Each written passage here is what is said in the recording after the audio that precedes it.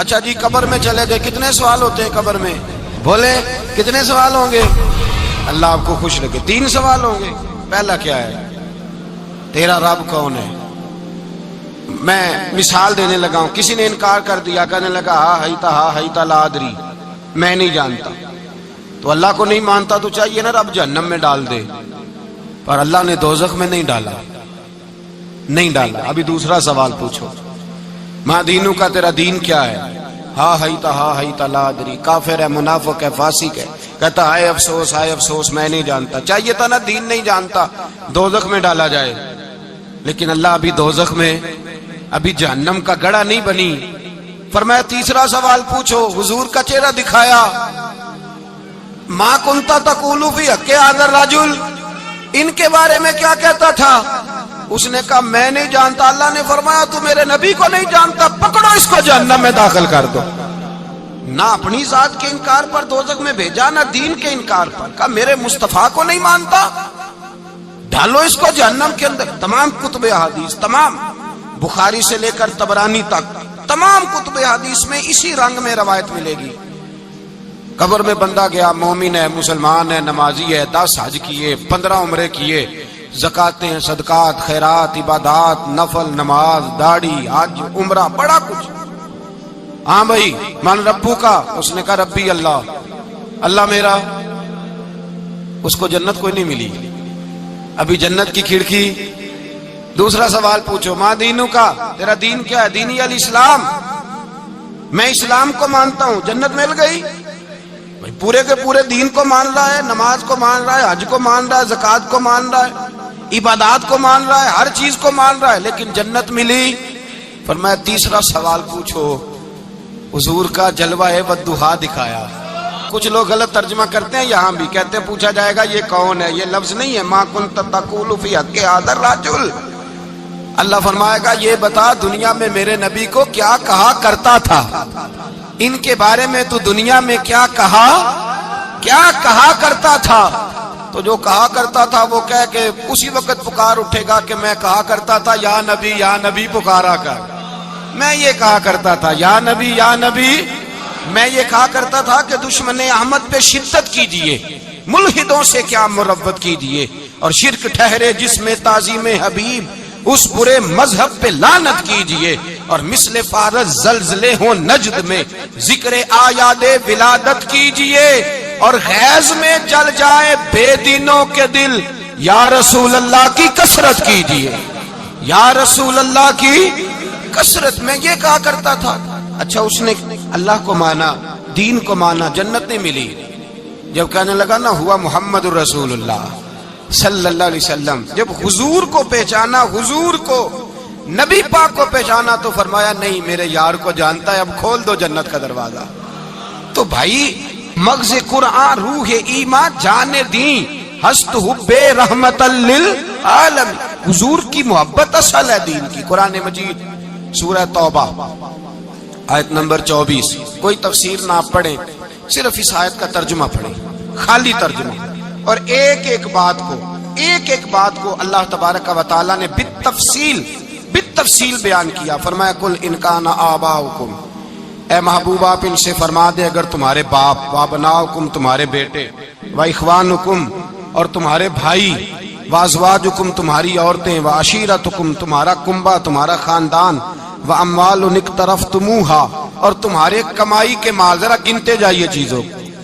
فرمایا محبوب کہہ دیں تمہارے باپ بھی، تمہارے بیٹے بھی، تمہارے بھائی بھی، تمہاری عورتیں بھی، تمہارا سارا ہی خاندان، بات ہی ختم کر دی، تمہارا سارا ہی خاندان، واموال اقترفتموہا اور تمہارا کمایا ہوا مال۔ ایک مال وہ ہوتا ہے جو بندے نے کمایا نہیں ہوتا، آیا ہوتا ہے، آئے اور کمائے میں جو آیا ہوتا ہے اس کی قدر نہیں ہوتی۔ اللہ فرماتے ہیں واموال اقترفتموہا، تمہارا کمایا ہوا مال، وتجارت تخشون کسادہا اور تمہاری وہ تجارت جو تم نے محنت کر کے کاروبار چمکایا ہے اور تم ڈرتے ہو کہ نقصان نہ ہو جائے، ومساکن تردونہا اور تمہارا وہ رہنے کا مکان جو تمہیں بڑے پسند ہیں۔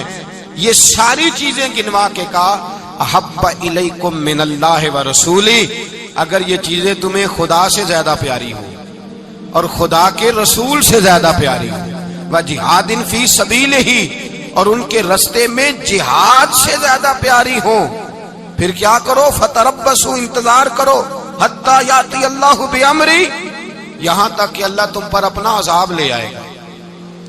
اگر تمہیں تمہارے باپ، تمہارے بیٹے، تمہاری اولاد، تمہارا کنبہ، تمہارا خاندان اگر مصطفیٰ کریم سے زیادہ پیارا ہوا تو پھر اللہ کیا کرے گا تم پر؟ اپنا اللہ عذاب نازل کرے گا تم پر۔ اگر یہ چیزیں تمہیں خود رسول پاک نے بیان کیا اور لفظ انداز دیکھیے حدیث پاک کا، لا یؤمن احدکم حتی اکون احب الیہ من والدہ وولدہ، تم میں سے کوئی اس وقت تک مومن ہی نہیں ہو سکتا جب تک میں اسے اس کے ماں باپ اور اس کی اولاد والناس اجمعین، اور بات ہی ختم کر دی، فرمایا جب تک سب لوگوں سے بڑھ کر مجھ سے پیار نہ کرے اتنی دیر تک مومن ہو سکتا۔ حضرت عمر حضور کی بارگاہ میں آئے، عام آدمی نہیں، جناب فاروق اعظم، نبی پاک صلی اللہ تعالی علیہ وسلم کی یہ حدیث سنی تو حاضر خدمت ہوئے، کہنے لگے یا رسول اللہ صلی اللہ علیہ وسلم، میں ہر چیز سے بڑھ کر آپ سے پیار کرتا ہوں، اور میں خالی نعرے لگانے والا نہیں، میں گھر سے تجربہ کر کے آیا ہوں، میں نے اولاد سامنے رکھی ہے، پھر آپ کا پیار سامنے رکھا ہے۔ حضور مجھے اولاد نہیں زیادہ پیاری، آپ زیادہ پیارے ہیں۔ اولاد زیادہ پیاری نہیں، ہم نے بھی کبھی سامنے رکھی ہے اولاد اور حضور کا پیار؟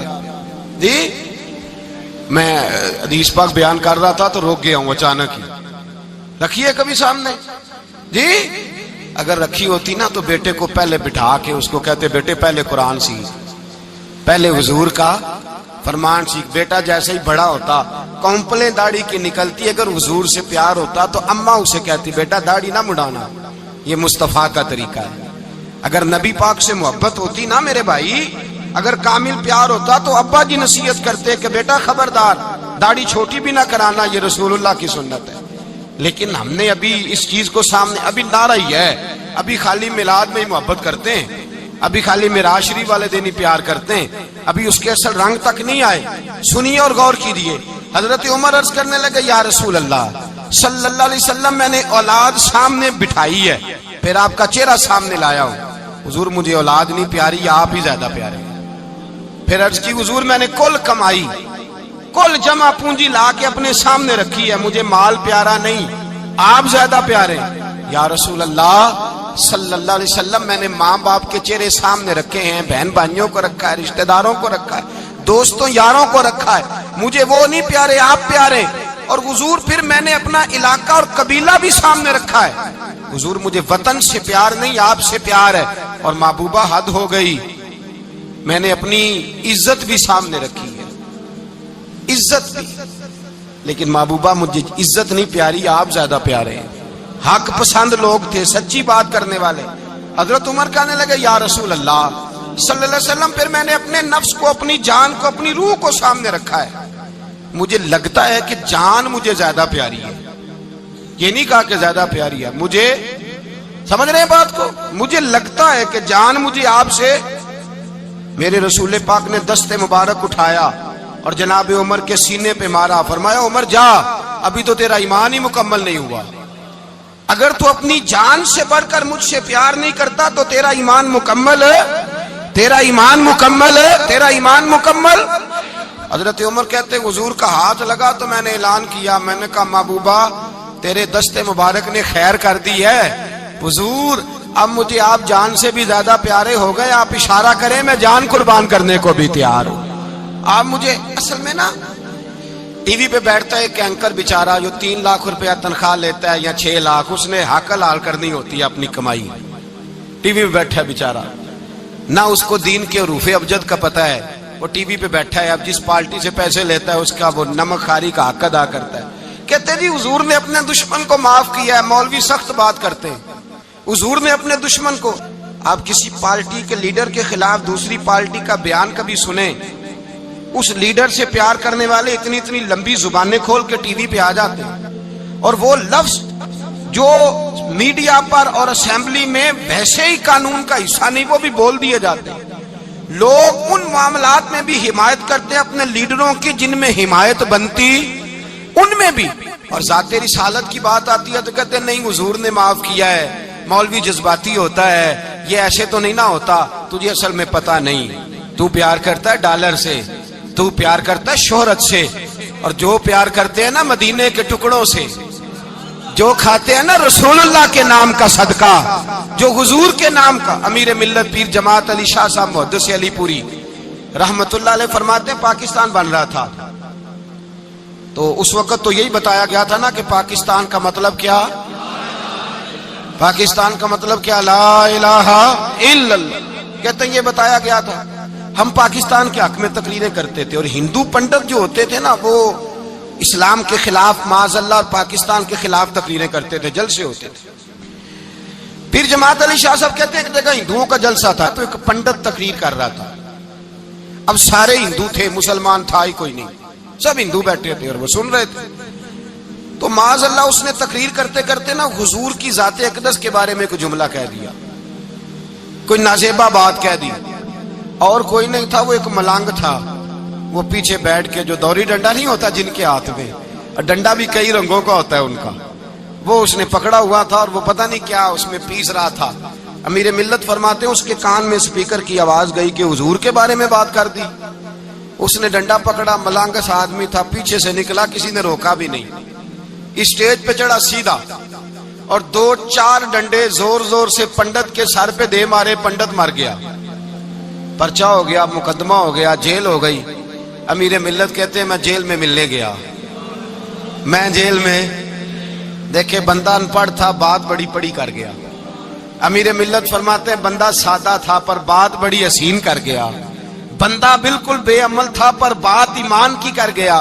آپ فرماتے ہیں میں جیل میں ملنے گیا تو میں نے کہا سائیں نہ تو نماز پڑھے، نہ روزہ رکھے، نہ تو مسجد آئے، تو عبادات کی طرف توجہ نہیں کرتا، اور تو نے اتنا بڑا کام کر دیا ہے، ہندو مار دیا ہے۔